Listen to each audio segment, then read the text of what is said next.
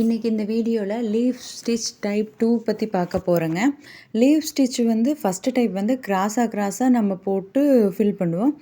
இந்த டைப் பார்த்திங்கன்னா ஒரு மேலே இருந்து ஒரு கொஞ்சூண்டுக்கு எடுத்து அப்புறம் ஒரு லாக் ஸ்டிச் போட்டு எகெயின் கீழே வந்து லெஃப்ட் சைடு ஒருக்கா ஸ்டிச் போட்டு லாக் ஸ்டிச்சும் ரைட் சைடு ஒருக்கா ஸ்டிச் போட்டு லாக் ஸ்டிச் போட்டு ஃபில் பண்ணுவோம். நீங்கள் வீடியோ பார்த்தீங்கன்னாவே உங்களுக்கு புரியும்னு நினைக்கிறேன். இந்த சைடு ஒரு ஸ்டிச்சு, இந்த சைடு ஒரு ஸ்டிச்சு. ஒவ்வொரு டைமுக்கும் சென்டரில் கீழே வந்து ஒரு குட்டி லாக் ஸ்டிச் போட்டுட்டு தான் நம்ம இந்த பக்கம் போகணும். ஏன்னா இல்லைன்னா இழுத்துக்கிட்டு வந்துடும். உங்களுக்கு தெரியும்ல, எட்ஜஸ் ஸ்டிச் பார்த்தோம்ல அது மாதிரி. இப்போ நம்ம இது ஃபில் பண்ணிகிட்டு இருக்கிறோம்.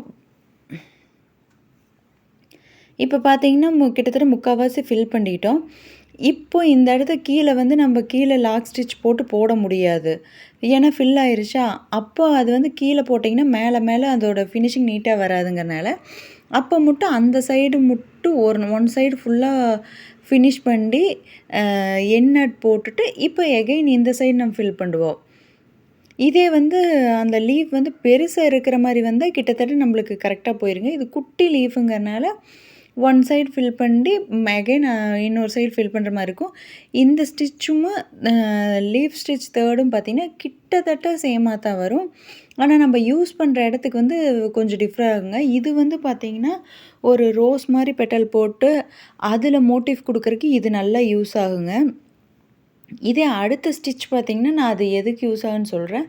அடுத்த ஸ்டிச் மேபி டபுள் கலரில் யூஸ் பண்ணல நம்ம அதை யூஸ் பண்ணிக்கலாம்.